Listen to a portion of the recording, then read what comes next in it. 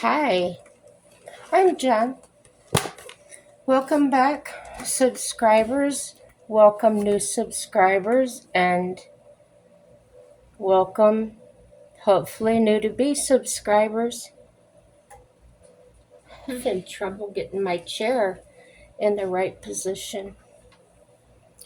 So, some of you commented, thank you very much, that you enjoy the stories, the personal, watching what's going on in somebody else's life.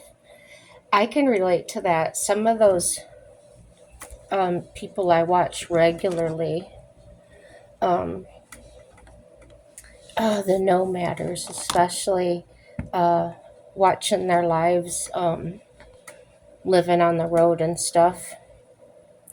I had this set right, I really did. Well, I'm not going to worry about it. If it's crooked, it's crooked. You can still see me, right?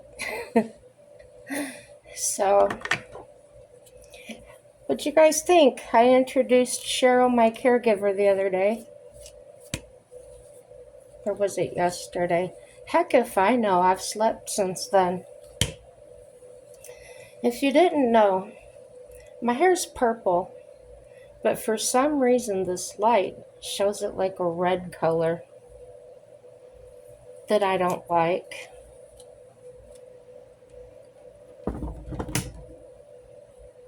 Well, you can see it a little bit better, but not quite. So, someone also commented that they appreciated the longer videos. Guess what? I do too. So, yeah. Gosh, I've been getting up so early. Do I look like Cousin It? um, Gosh, I want to say not quite 4:30, but just a little before 5, sometimes as late as 5:30.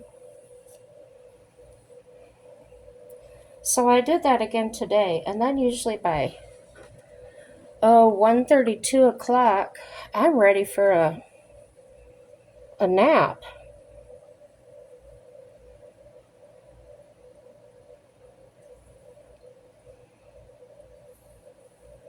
Wonder if that's an age thing. My mom and my sister have always been really early risers, early to bed, early to rise.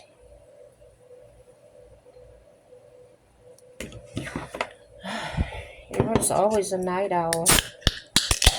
Always had trouble falling asleep at night. Sometimes, even on a school night, I would lay there and toss and turn, sometimes 2, 3 in the morning.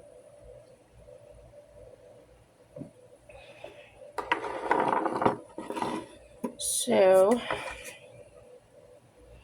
I do have a major sleep disorder, and it's not so much as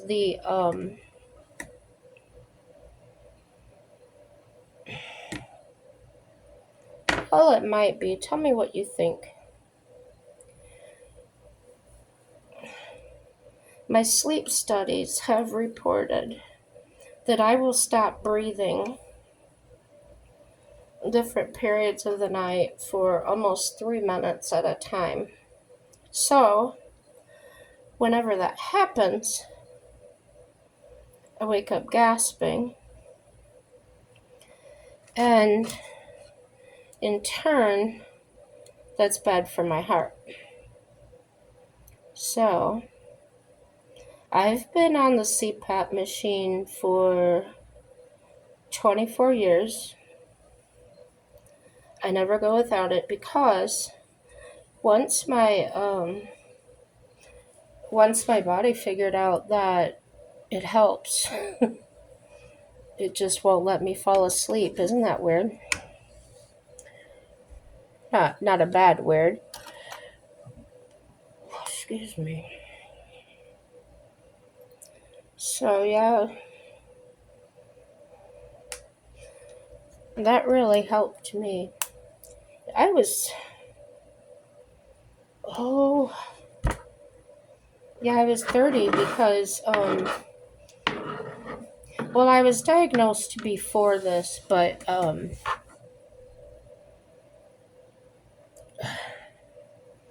growing up my whole life, whenever a doctor looked into my throat, anybody, I remember this one black lady. She was I think she was a nurse practitioner.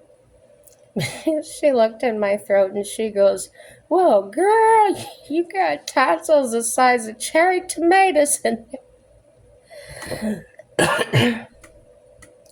But it's true. I wasn't sick or anything. They were just always that large. My voice was different than it is now. Um, so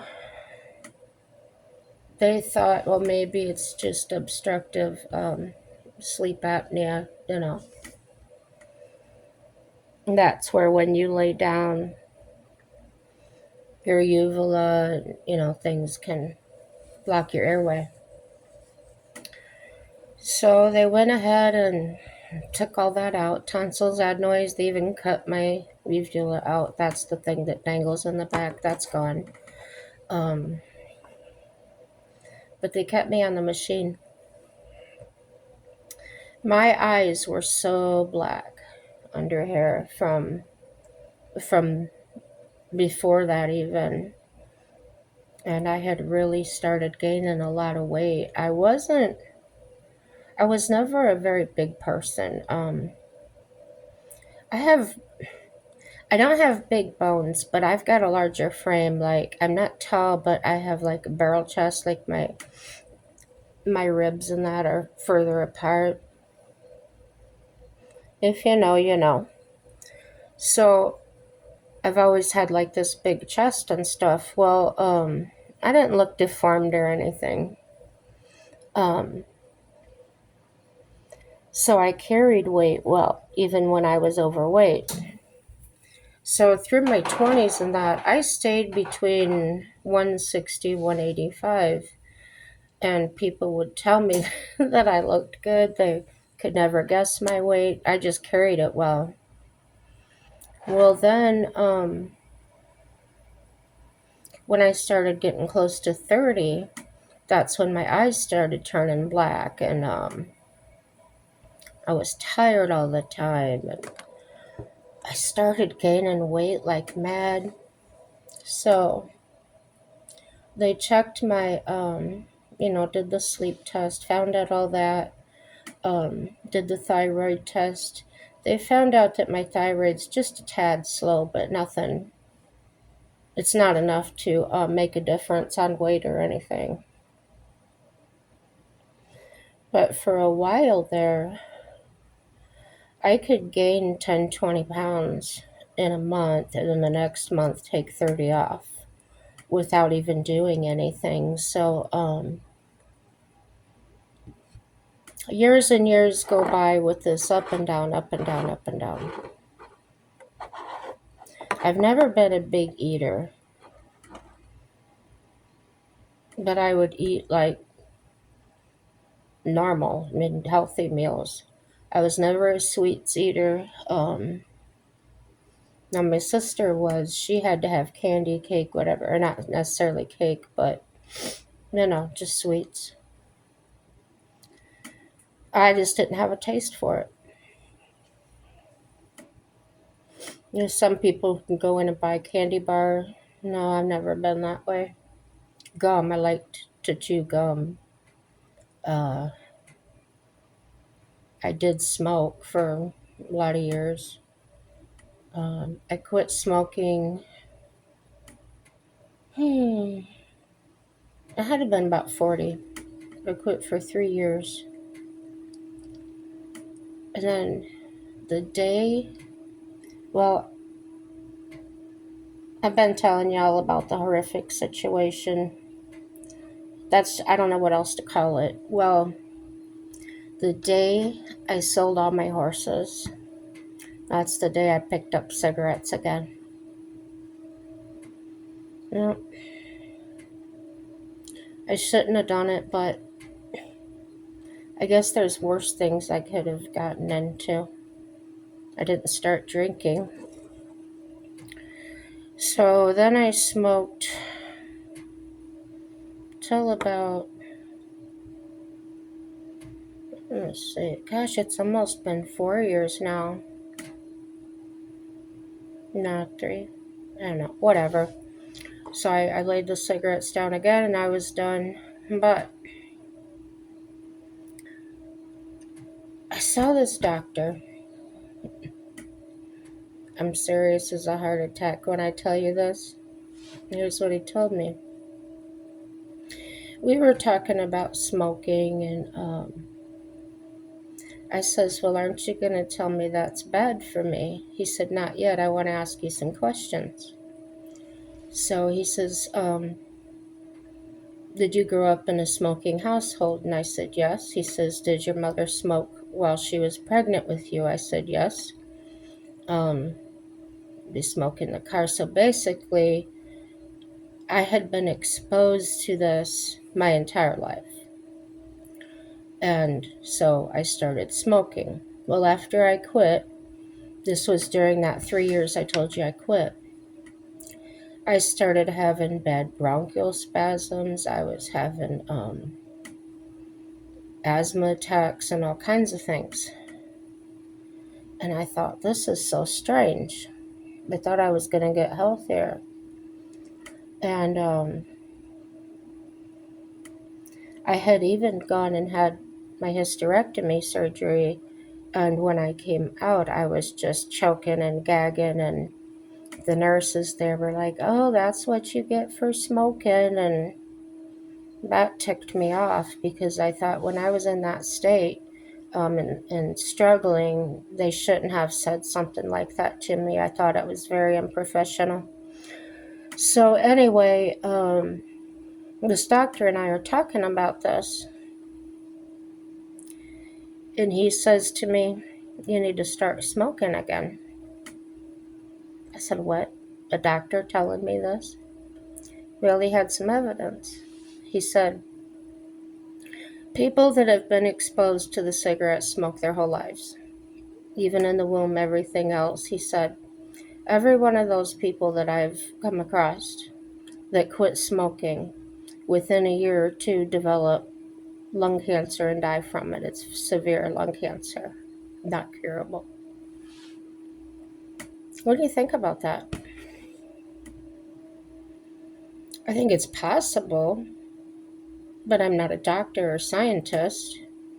For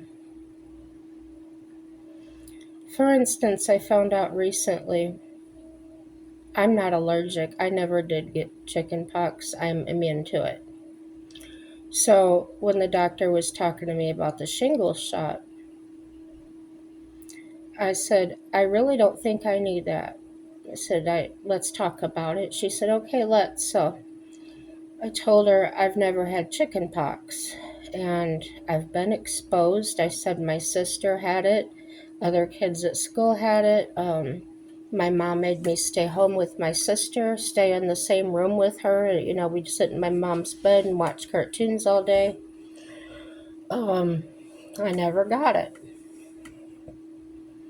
And she said, you're probably right. You probably are immune to it. You don't, you have a natural immunity to it. So she said, no, she wasn't going to, force me to get a shingle shot and all that. They force that after you're 50. And the other thing was,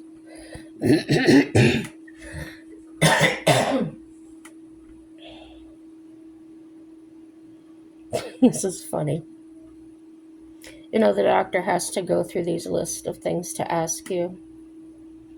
Well, when you're on Medicare, they ask you other questions as well, not in your normal. So, and it comes up on your chart when you're due for something. And she says, you're due for your pap smear, your women exam, right? And I said, no, I'm not. She says, yeah, it says it right here. I said, no, I'll never have another one as long as I live. And so she starts going into this counseling thing, like telling me why I have to have it. And I said, well, you can look, but there's nothing there. She said, what? I said, I had a total hysterectomy. There's nothing there to examine. And she says, oh my gosh, I'm so sorry. So she said, let me take that out of your chart. So she did. Well, then it comes up about the breast exams, right? Mammograms and all that. And if your guys watching this, I'm sorry, but I'll be changing the subject in a minute. I won't do those. Why not? Why not? I said, because you people here hurt me so bad the last time and dealt with me so unprofessionally. I said, I even got that lady fired. She hurt me that bad. Bruised me. Um, it's not funny. It was funny. It's funny now, but it wasn't at the time. She was leading me around, pulled me up by the chair by my boob. She hurt me. So, no. I'm not the only person she did that to either. So, enough about that.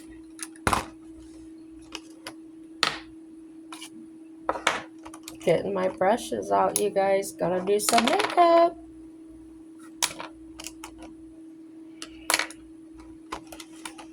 So yeah, I was talking about the price of things earlier.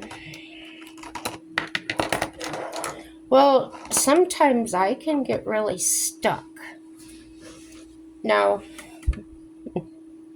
if you're new, you didn't know, you haven't watched my previous videos. Here's what I've got. Major depressive disorder.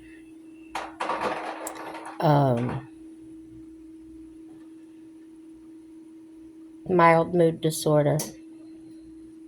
I'm sorry, moderate mood disorder.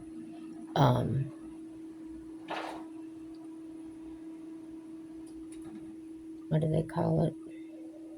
Major depressive disorder. Or major depression. And a little bit of schizophrenia. I can say probably the depression I've had all my life. I think in my teens is when I developed the mood disorder, when those hormones and things kicked in. Now, with most teenage girls, everyone goes through it. They become like these moody,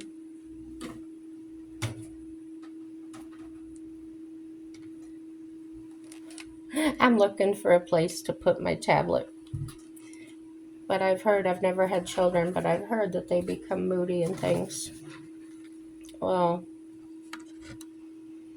mine was, it wasn't me. It was, because I wasn't moody. I always did what I was told. I never copped an attitude about things like most people you would think do. I was a good girl.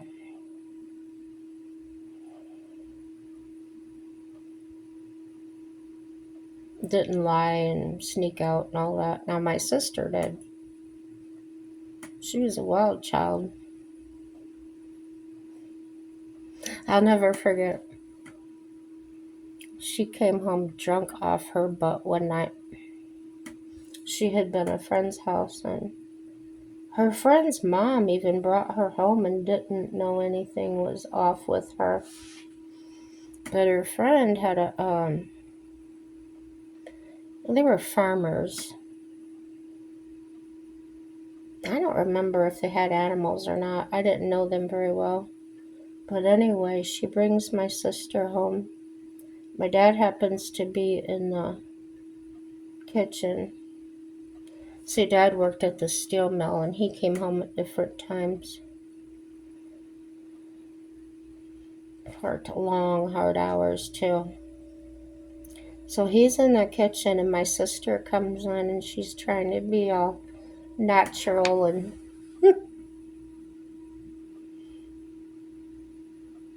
I was standing there trying not to laugh because I could see something was off with her. And she starts going up the stairs. She gets halfway up and falls down and slides back down. And my dad just looks at her and he goes, "Did you have a good time?" She's like, "What?" He said, "Did you have fun?" "Yeah." He said, "Good. I hope it was enough to last you a while." It's just the way Dad was. I never really got excited or.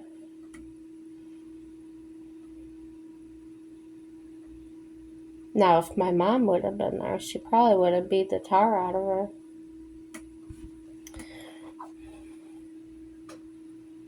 So Dad didn't tell Mom. Yeah. Dads and little girls, I tell you, dads and their daughters.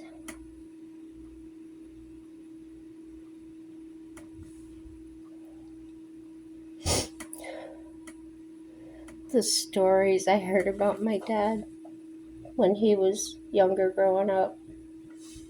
There was this, I don't know what you called it, probably in the 60s. Yes, it was a bar, but it was like a dance hall. And they all told me that he was such a good dancer that they'd clear the floor for him and he'd just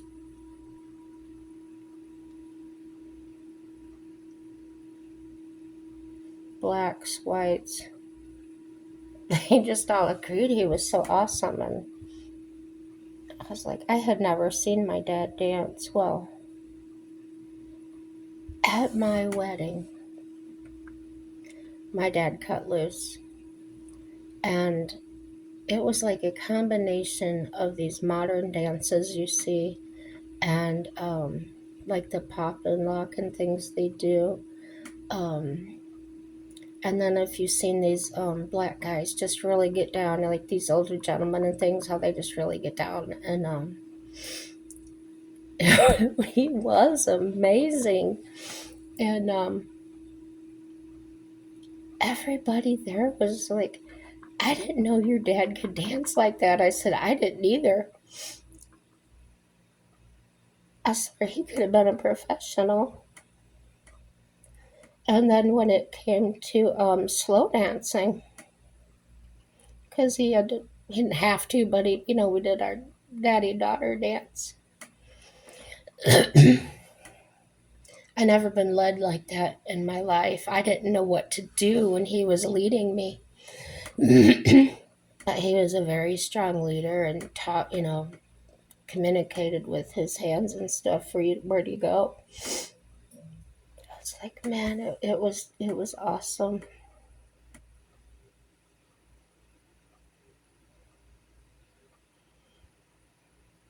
Any of your dads or moms or anybody dance or do something amazing? Yeah, let me hear about it. My mom was talented at sewing, but when my sister and I got old enough and in the 4-H and stuff, and basically able to handle ourselves, take care of ourselves better, we were allowed to join the horse and pony drill team, and that's where you're all riding in a group, and then you do these different patterns and like an exhibition type thing. And so when you're in a smaller group of kids like that, I think there was like 20 of us or something.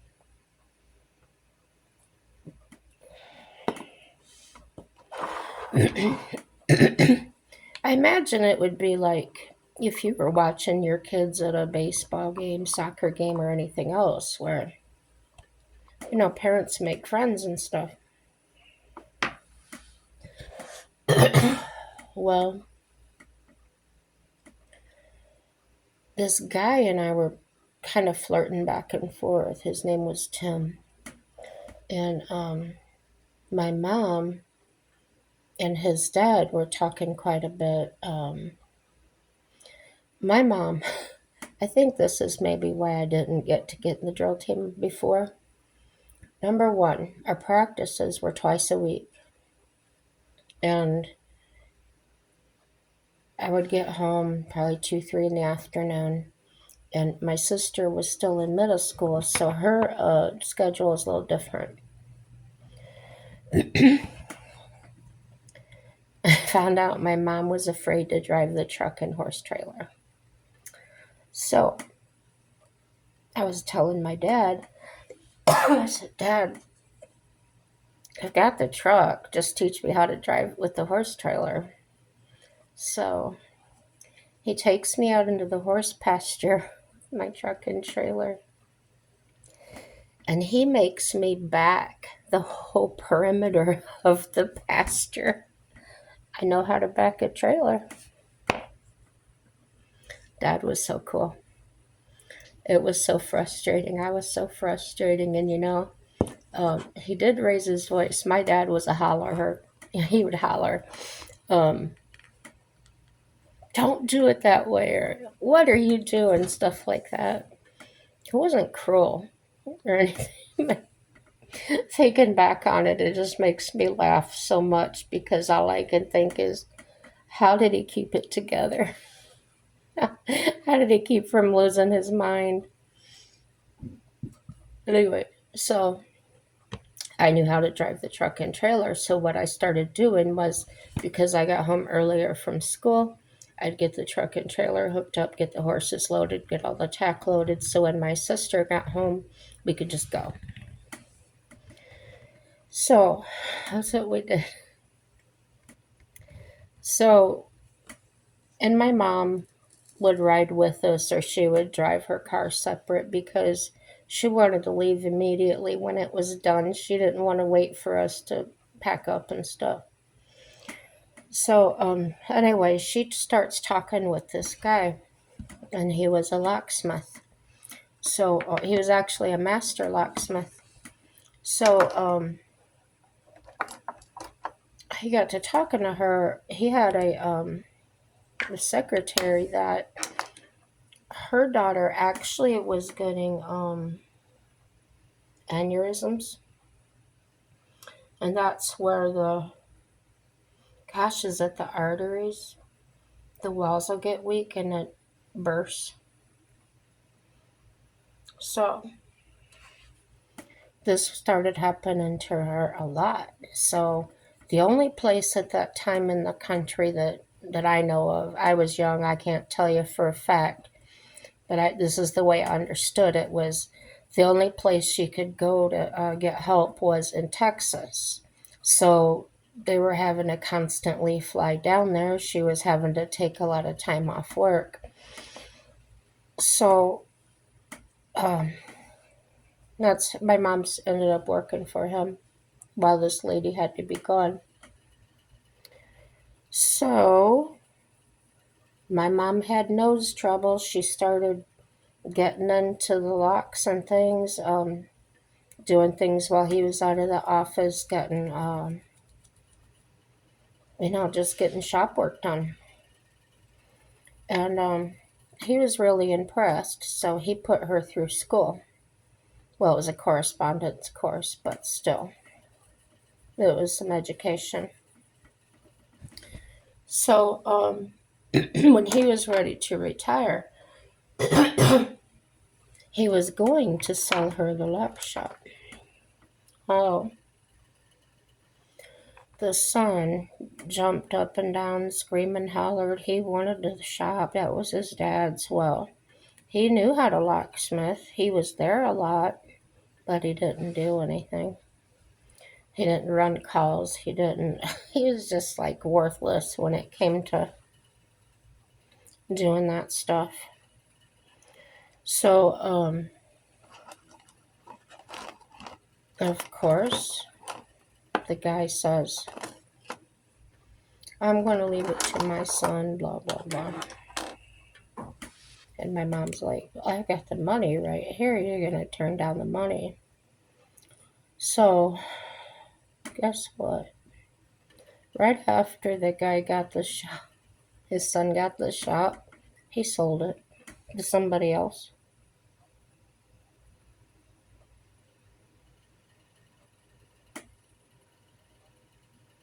That made no sense to me. So,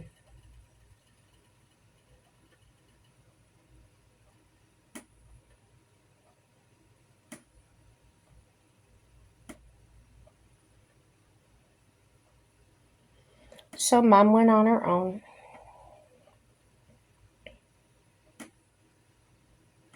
She basically got all that guy's clients because they didn't want to deal with somebody new in town. I mean, when you're doing that business, you've got to be trustworthy. You've got to. Takes a unique person. You have to be able to think like a thief as far as breaking in, but you've got to be honest. Yeah.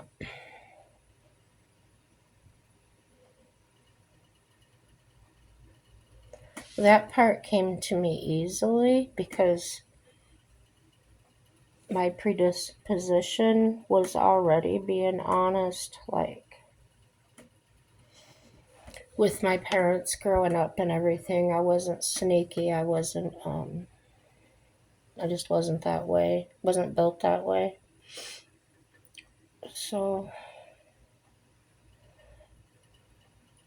after helping her, well, I had gone down and worked at that shop too. I forgot to mention that. And that's where I tell you I studied under a master locksmith.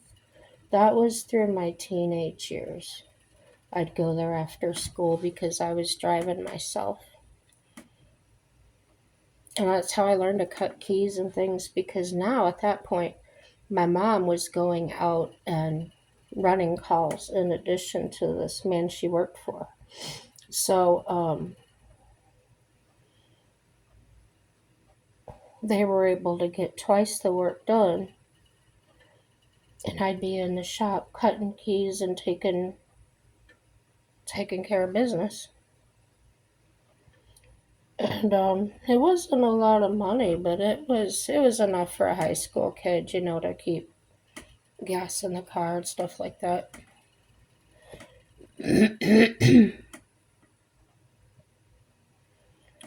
So that's how I started.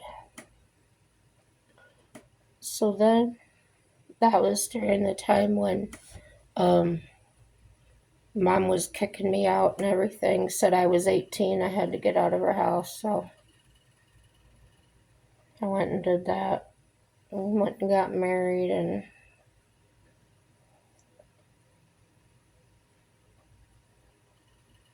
I was just a kid. I didn't know what to do with life. So years and years and years later, after many jobs and things, after I bought my own house, I had been let go from another job I really liked due to company financial reasons or whatever it was. They just told me they were overstaffed. So I kind of think it was because they paid me a lot, because they really did. They probably got someone in there for less money. So, after that happened, that's when I decided, I'm just tired of somebody else. having control over how much I make and whether I have a job or not. So I started my own locksmith business.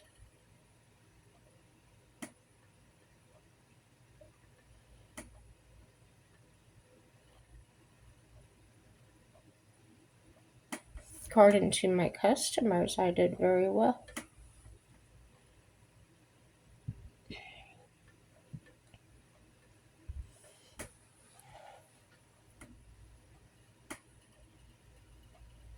I was scared sometimes. Sometimes I had to do things scared. Because even when you study, you're never going to be exposed to every situation that could come up. Where I lived, the community I served,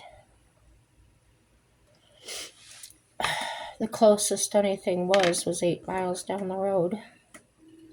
So a lot of times I had to go to farms and things. And it was quite scary because these are people that live out in the middle of nowhere and you could disappear and things like that. And there were some jobs like that I really felt afraid just because of the way they looked at me or the lack of talking, things like that. So that's when I started deciding, well, I need to get to know more people than I know and just start hitting some businesses, advertising, networking, whatever you call it, marketing. And so I picked up a lot of business that way. There was no locksmith in that area whenever they had to call when they were so far away. And they had to charge them big bucks to come that far. So I found out who they were using. And I called these people. And I talked to them. And they were actually glad for me to take that area. Because they said they did get calls to that area. And they'd rather pass it on to somebody else, because to drive that far, what do you say, time is money?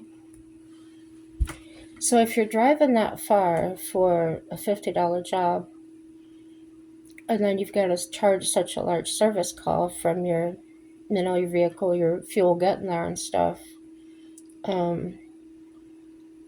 So if it takes you 45 minutes to get there, you have to do the job, and then you've got 45 minutes back. How many jobs in your town did you miss in the meantime? So yeah, they were very happy. Well, so my business took off. I really started doing well. And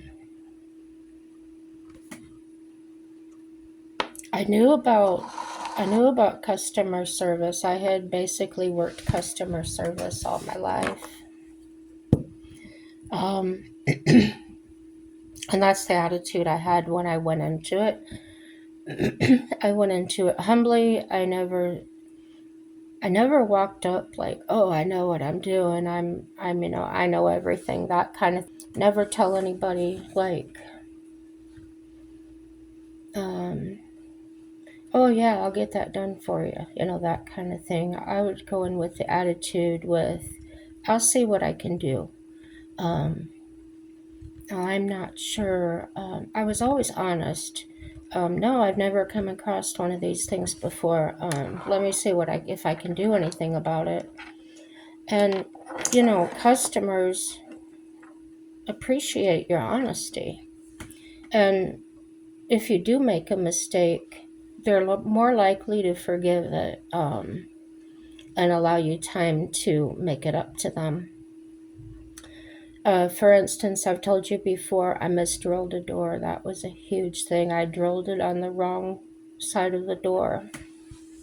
The reason, this is how it happened because I would never, that is such a no brainer thing to do. I was so embarrassed. But the way it happened was the door wasn't marked. Like, it wasn't notched out for hinges on one side and the latch on the other side, right? But what mattered was the shape on the door. And I didn't think to ask about that. Nobody told me that. It was an expensive door. Mm, I knew I screwed up. I screwed it up bad. And I kept thinking, how in the heck am I going to pay for this door? I didn't have money. I didn't have money. Every bit I made went to my house payment, my insurance payments, things like that. I had to carry $1 million policy from my log shop. So I thought, well, I could turn it into my insurance. Those are the things that are, going through my mind while I'm standing there. So I didn't know where the customers were at, so I had to go walking around. It was a new construction house. So I'm walking around trying to find one of them, and come to find out, one of them was walking around looking for me. And his question was if they could change hardware, if that would be a problem. So we finally meet in the middle of the construction. And he says, I have a question for you. And I said, hold up, I got to tell you something. You may not want to ask me a question once I tell you. And he goes, what? I said, I misdrilled your door. You what? I said, yeah. I said, the construction guy walked up to me and told me that I drilled the wrong side of the door. I put the hole for your handset on the opposite side of the door. I just wanted to crawl in a hole and die. But learn from it, guys. Be upfront. If you make a mistake, be upfront with the customer. Never try and cover it up. Or don't leave and expect somebody else to deal with it. So he just looks at me strange because I don't think he was understanding what I was saying, whether it was my terminology or whatever. He didn't understand wrong side of the door, something. So he says to me, well, let's go look at it. I was terrified. My heart was racing. I never wanted to run out of a place so bad. I was so embarrassed. Well, he walks up to the door and he looks at it and he says, what's wrong with it? And that construction guy comes right over there and he's got to tell him right away what I did. Because she drilled the wrong side of the door. Look, the pattern is supposed to go this way, da-da-da. And the guy looks at the door and he goes, why can't it just go the other way? I was so relieved. I offered to pay for the door. I didn't know how I was going to do it, but I knew I would give up my house payment or something. I was going to replace that door. And the man turned to me and he said, there's worse things in this life to really worry about. And he says, this is nothing. And there's no point in making you have a worse day. He goes, I can see how upset you are about your mistake. He says, there's no point in making you have a worse day. So, yeah. I had some really good customers. Now, I didn't make many mistakes. That was probably the worst mistake I ever made.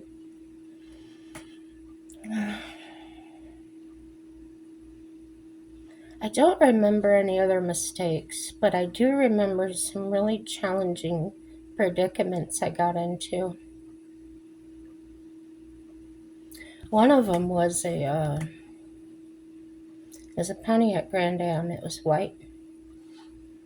And these people had been shoving coat hangers down in and just trying everything they could to get into it. And they had torn, the rubber seal that goes around your door. They had chewed it up so bad it was all ripped and hanging out. So I took a picture of it on my phone because I had a funny feeling about these people. I don't know, the way they acted or something. And I says to him, I said, "Did you do that to the car?" And they're like, "Oh yeah, we were trying to get into it." Well, when I pulled up there, they were still trying to get into it. So I walked up and said, "Do you really want me to get into this car, or do you want to keep doing what you're doing?" "Oh yeah, yeah, we gotta get in there. Go ahead." And then, because I had a funny feeling about them, I said, "Well, you know, this is $65, right?" "Oh yeah, yeah, yeah, we got the money." So I took a picture of the door and get their keys in, just, just a few seconds, got the car unlocked, got the keys out. And now I was made it a practice to hold on to the keys until I got paid because they got the keys they could take off. So they keep telling me to give me the keys, give me the keys. So I stuck the keys in my pants pocket and I said, I need my $65 and you'll get your keys back. "Yeah, yeah, yeah, do you take a check?" I said, "No. I don't have any cash. It's all in the bank." I said, "Well, I'll follow you to the bank, or I'll take you to the bank and you can give me the money and I'll bring you back home." And they weren't doing that. I said, "Well, I'll just take the keys back to my shop and then when you're ready to pick them up, they'll be there." And they weren't doing that either. So I was getting this really uneasy feeling because there was like 6 of them and 1 of me. So I went and sat in my vehicle and locked the doors, and I just sat there just trying to deliberate what to do. And then it popped in my head, I could call the police because, what do you call that? Something about refusing to render payment or for services. I don't know what it was, but I knew what it was at the time. But I've slept since then. So I was just thinking I could probably do that. And so about that time, they came up to the window, put the cash against the window. So I stepped out and they handed me the cash and I gave them the keys. There was another one I went on that was really terrifying to me. The people had called my mom's shop and my mom sent me out. It was another lockout, which meant somebody was locked out of their car. I went to this place and it had a really long driveway. And on both sides of the driveway, there was all these cars lined up and parked. Almost looked like a parking lot. And I thought, man, they have a lot of cars. Well, there was a body shop next door to them, so I thought, well, maybe, they're connected. And they weren't. But this is how I found out. I go and put my tool in the door, I unlock the car, and it won't unlock. None of it will unlock. The door I'm in won't unlock. I'm pulling the button. I thought, well, maybe the mechanism's disconnected in the door, so I went and unlocked another door. I unlocked all 4 doors on this car, and the doors would not open. So I put my tool in to separate the door panel from the window. With my flashlight, I could get a real good view down inside to see what's going on. The doors were packed with drugs, and the drugs are putting enough pressure on the the mechanics of it, and that's why the doors wouldn't open. So the man's standing right there, and I should have known something was wrong because he just kept pacing and "What's wrong? Can't you get it open?" and just really up my business. So I tried to be as cool and calm as I could. And I said, you know what? I said, I'm just going to have to go get my mom. I need to go get extra help. And we can probably come back tomorrow and work on this a little bit more. I said, I'm in over my head. I don't know what I'm doing. I've never had this happen to me before. And he says, oh, we'll pay you. We'll pay you. I said, no, you don't have to pay me now. I didn't get anything done. You just pay us tomorrow or, when we come back. No, no, no. My mom said she's going to pay you. So I never go in somebody's house like that. Never. And I shouldn't have that day. I might not be here to tell you the story. I go in there. And his mom, this is about 10 o'clock in the morning. And she's sitting at the kitchen table drinking beer. And she's drunk. And I looked to the right. There was a door closed. And there was an ultraviolet light coming. You could see it shining underneath the door crack. And I thought that was unusual. But I just had, when the hair stands up on the back of your neck and you just know something isn't right. And I'm like, I don't want that money. I just want to get out of here. And I'm screaming in my head that just go, just go, just go. And I said, well, it's nice to meet you, ma'am. I said, you know what? There's no charge for today. We'll just come back another time when it's convenient for you, and then when I have more time to actually figure out what's wrong with this door in this car. Paranoia, whatever it was. She stands up. I was holding my book like this, the register book. And she comes up and grabs my hands and turns them like that, and she's pushing as hard as she can into me. And she starts trying to drag me to that door with the ultraviolet light on it. So I dropped down and turned away from her, so it pulled my hands out from her hands. And I hit that door and ran like hell to my vehicle. And I didn't know if anybody was chasing me or not. I was just out of there. And I got to my car door and I slammed the lock down when I got in. And about that time, his hands hit my window and she was right behind him. I don't know what would have happened to me. Some people tell me they would have cut me up for fertilizer. Some people said that all kinds of nasty things would have happened to me. So don't go into anybody's house that you don't know, even as a business person. And if you're going there to work on something, don't go alone if you don't know the people. You never know what could happen. If they were referred to me by somebody that I knew, no problem. So my makeup, what I'm going to do is, I told you this color, I put this on the other day, this dark purple. It was too dark, so what I'm going to try to do is one side or the other, like split it. Maybe crazy, maybe not. We'll see how it turns out. I'm going to try my angled brush for this. Sorry, my mouth is so dry.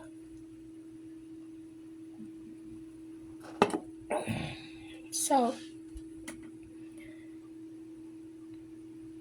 I don't know. Can you see that? Yeah, you can. So what I'm going to try to do, I think, I'm thinking, gotta look in this bigger mirror. I don't know, inside or outside with the darker color. Maybe I'll do one eye different than the other one and we'll see.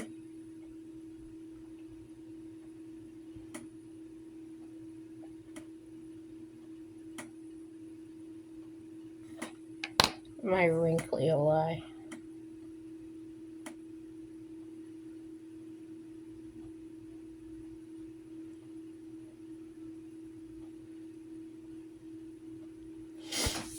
That eyeshadow does not want to work that way. It doesn't want to go on with the brush. So, here I go.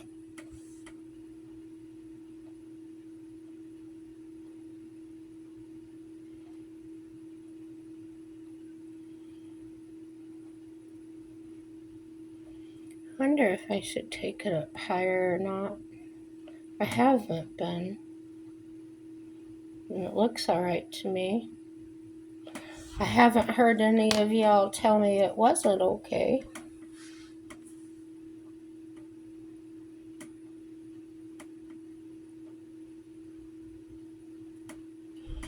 You know, maybe I'm just using the wrong brush. Because when I used that softer brush, it seemed to feather this eyeshadow out just a little better. You know? And it looks so dark in the camera. But it's so light in the mirror. Like I can barely see it in the mirror over here. So weird. So weird. So, let's see the inside on this. I'm crazy. I've gone crazy. I'll be back later. That just reminded me, I had a sweatshirt that I wore a lot when I was a teenager. And it was, I don't know if you remember in the 80s, but us girls, we used to wear these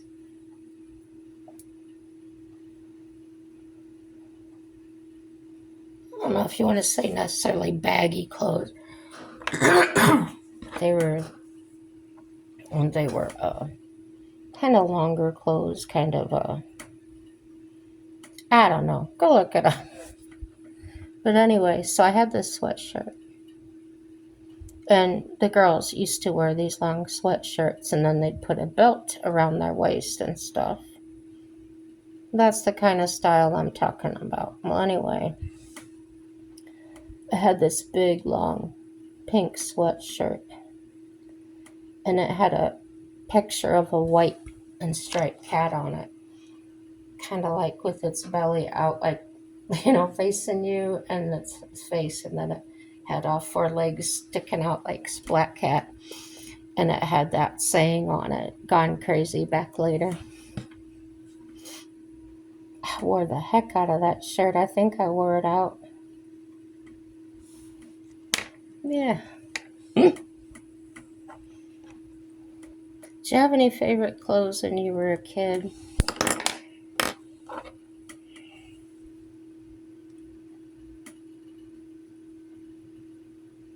That you still remember?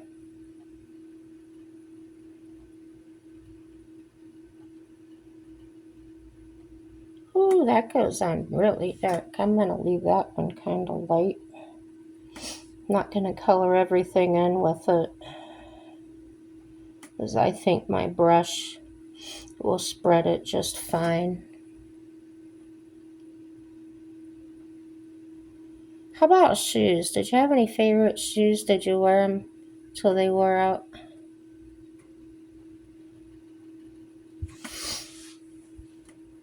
Oh my gosh.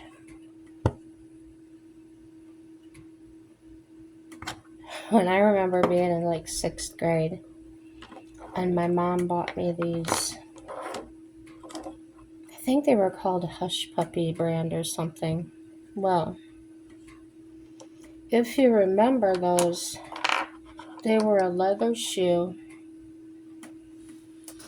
I'm looking around for the lid to this, guys, if you wonder what the heck I'm doing. So they were a leather shoe, and mine happened to be like suede leather. And when you're a kid, those are the ugliest shoes, especially when all the other kids are wearing, different shoes. And you want to fit in and all that good stuff. I don't care about that anymore. It's funny how we change. So,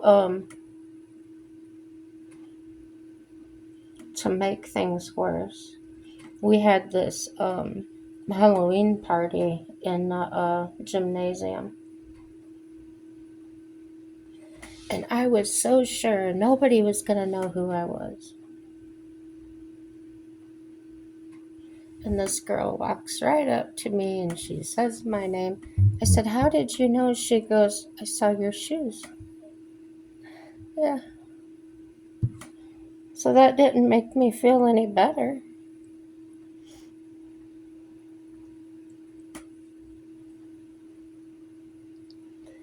And I told you all before, my mom always said I was fat. I wasn't fat. I just had a larger frame. I was built like my dad.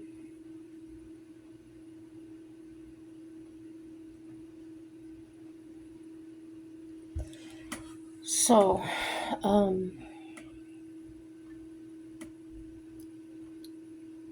I told you she used to make me sleep in garbage bags and all that junk. Well, she would buy me these pants that were the stretchy material. They were blue jeans, but they were the stretchy ones, and the fabric didn't even look the same as regular jeans. And I told her, "Mom, my jeans fit me just fine."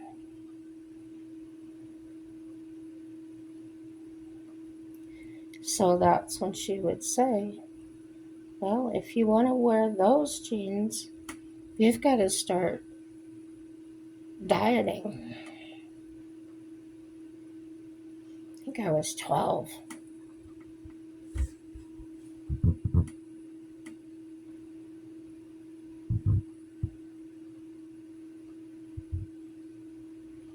Which I found out later from my aunt, my grandmother. They's telling me they used to hear my mom, how she talked to me and stuff, when we were just over there. And the two of them thought together that they would take me away from my mom. And my aunt didn't tell me this until, I don't know, probably 20 years ago. No, not that long. I don't know, maybe 15 years. And the first thing I said to her was, "Why didn't you? Isn't that something?" And she said, "We just didn't know what to do. We didn't know if it was the right thing or if we were going to damage you more."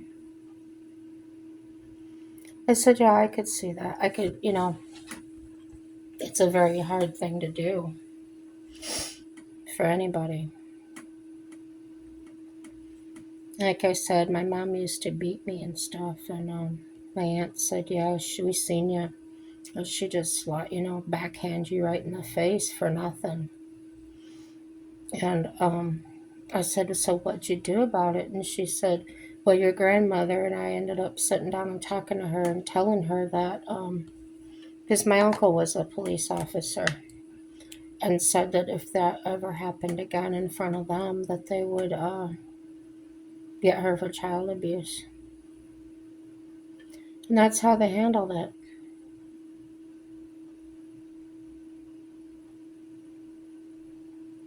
So I began spending a lot of time over there.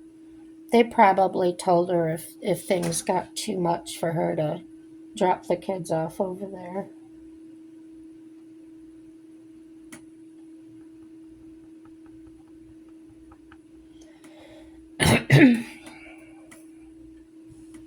And it wasn't until I was much older. People didn't talk about things like that back then. If you got your butt beat or whatever, even if it was by a neighbor that caught you doing something.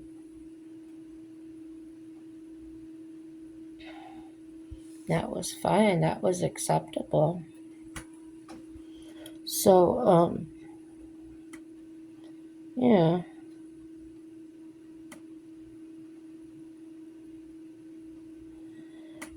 I didn't have problems with neighbors and things. Everybody wanted me to babysit.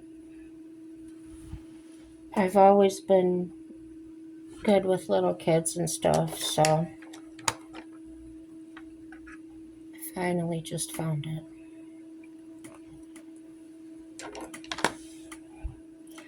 I had experience, I told you before, my mom put me in charge of my siblings from the time I was 9. And at that time,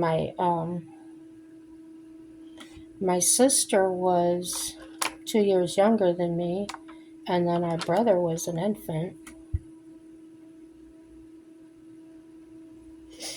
So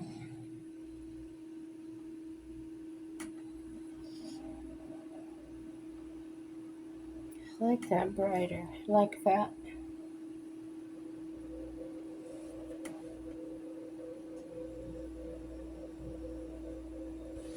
No, I was always this way. This is the way I was taught. This was before they came out with those baby wipes and things.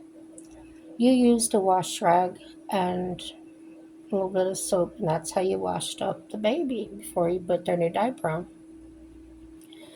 Then when they came out with the baby wipes and whatnot, then those were for when we were out. Those weren't for using at home. Well, after I met that lady I told you guys about, going with the daughter that, um, whatever. I'll just say the one I went no contact with. That's the easiest way. Um, her granddaughter was born cleft lip. It was really bad. I mean, the whole up roof of her mouth was wide open and stuff, and they had this special nipple they had to use, and the baby simply screamed all the time, just all the time. Never stopped, never slept.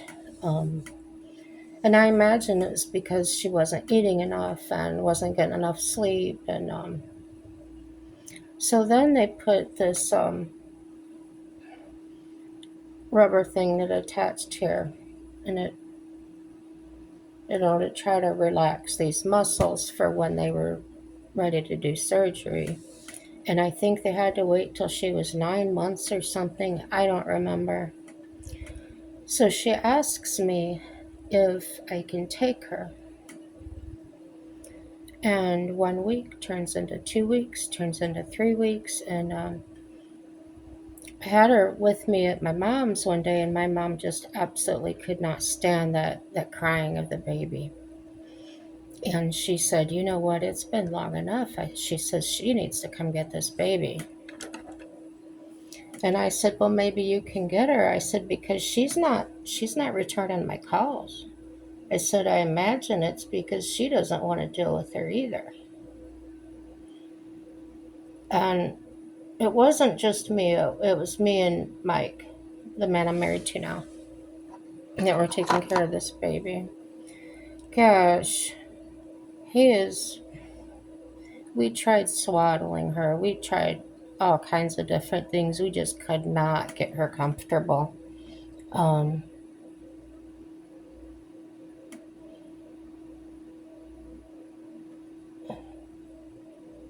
Feeding her several times a day because she just couldn't hang. She couldn't get enough in her. So it's just like, I know, every 15 minutes I was trying to give her a little bit more and a little bit more, making sure she didn't aspirate. And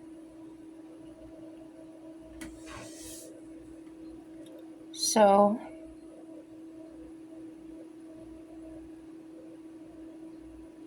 I finally got a hold of this woman. And she's like, oh, well, I've got to work and I can't take her. And can't you just keep her a while longer? And I said, well, I'm trying to run my business. I'm taking care of this baby. And of course, my boyfriend had to work. So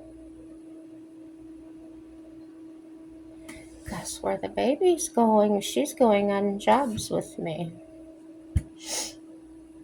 In the car seat, I only had the 2 front seats in my van. So, yeah, she was facing the back. I had the airbag turned off, and she was in the front seat, which was probably against the law.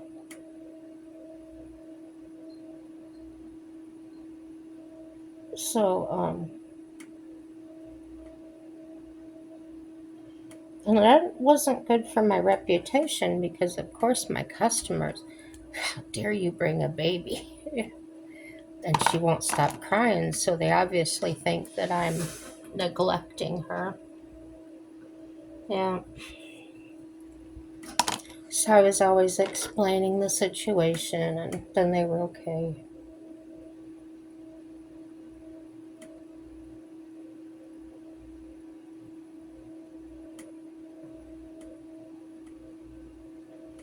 There was even a few ladies, I say about 3 of them, at different places. They were like, oh, I'm a nurse. Let me help you try and feed her. And none of them could help.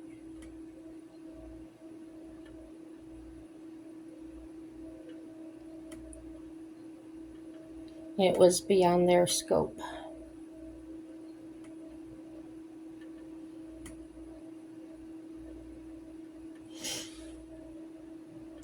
So, yeah, I didn't have any help either. So, I don't know what this woman was. It was her granddaughter. What was the problem? I mean, it was nerve-wracking to constantly listen to a baby cry and scream like that. It's awful, especially when there's absolutely nothing you can do about it.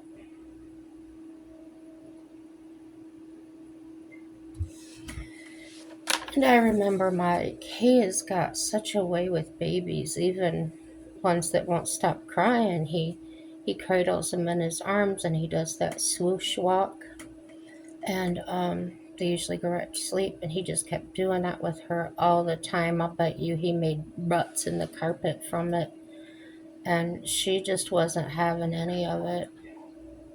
It's pretty awful for her and for us. But yeah. So I'm going to get back to you in a little bit. So I left to make a decision, and what I've decided is this video has been an hour and 15 minutes long, and I'm going to stop it and make a second video of the same thing. Everything's good, guys, and happy day.